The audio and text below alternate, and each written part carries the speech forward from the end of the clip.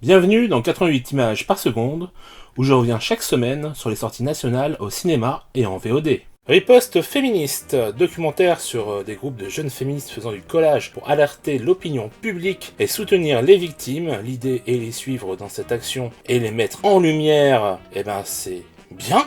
Ça marche d'ailleurs, même si ça devient rapidement répétitif, et que ça ne va pas beaucoup plus loin que ça. On se rend compte tout de même que ce combat est loin d'être facile, qu'elles doivent parfois affronter des gros cons ou les forces de l'ordre, car cela reste illégal. Bref, loin d'être le film de l'année, mais s'il peut éveiller les consciences et donner envie à certaines filles de se lancer dans l'aventure, pourquoi pas. 6 sur 10. Armageddon Time. James Gray nous livre son film le plus personnel, en revenant sur son enfance dans le Queens. Pourtant, ça ne se ressent pas beaucoup. Si le film est techniquement réussi, que le casting est parfait, qu'on adhère à peu près à toutes les propositions du film, je trouve que ça manque cruellement d'émotion, d'implication émotionnelle de la part du spectateur, qui reste selon moi bien trop, justement, spectateur, et qui n'est pas impliqué dans l'histoire qu'on nous propose. Dommage, car l'histoire est bonne, les personnages sont globalement intéressants, mais ils ne sont pour la plupart pas assez approfondis, c'est problématique. Un film qui reste maîtrisé techniquement, mais qui reste trop en surface pour moi, 6 sur 10.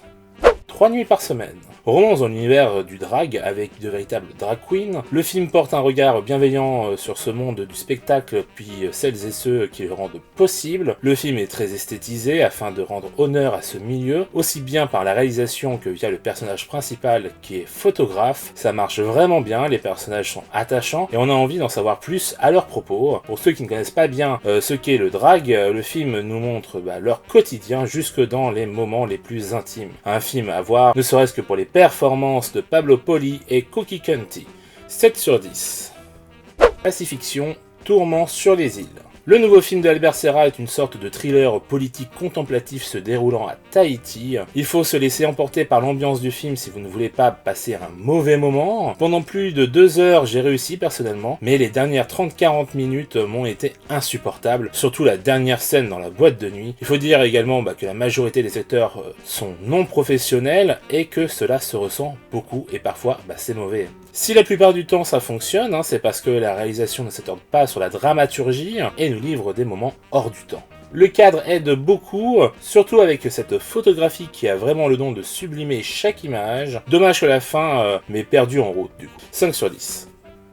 Couleur de l'incendie. Adaptation du roman éponyme de Pierre Lemaitre, et suite de Au revoir là-haut, dont on a eu le droit à une adaptation en 2017. Ici, il n'est pas question de faire une suite, mais bien l'adaptation du roman, donc on change de distribution et d'équipe. Si on retrouve une ambiance quelque peu similaire, on est très loin du style de réalisation de Albert Dupontel. Pour autant, le film a bien des qualités, une très belle photo, un bon casting, une réalisation plus sobre qui correspond mieux aux attentes de Cornillac, des décors et costumes qui fonctionnent à merveille, puis une BO qui accompagne parfaitement l'ensemble.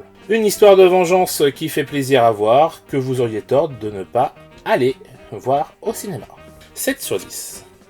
Pétaouchnok. Comédie sociale à la lisière du western par moments, c'est drôle, le casting est bon, les situations simples mais efficaces, les personnages sont convaincants, on passe un agréable moment. Côté technique, c'est assez commun, même si le décor apporte un certain charme, ça n'en demeure pas moins payant. On est embarqué avec les personnages dans cette aventure quelque peu loufoque, mais attendrissante. Et on a bien envie de savoir ce que chacun devient après cette expérience. 7 sur 10.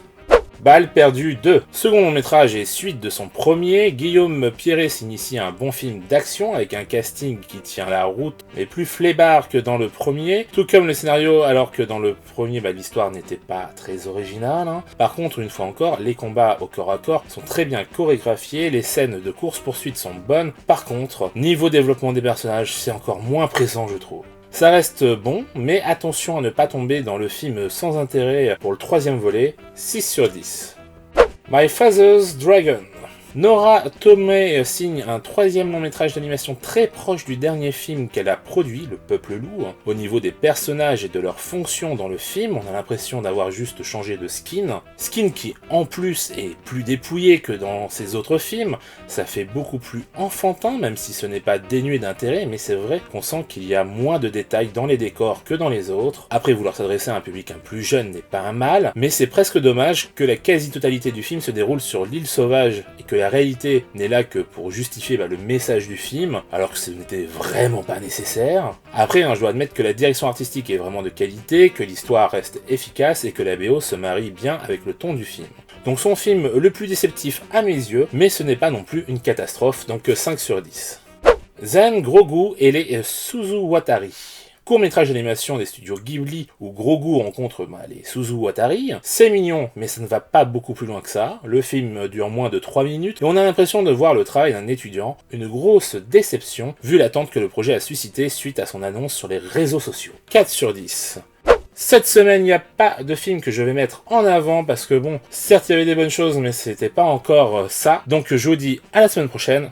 Ciao!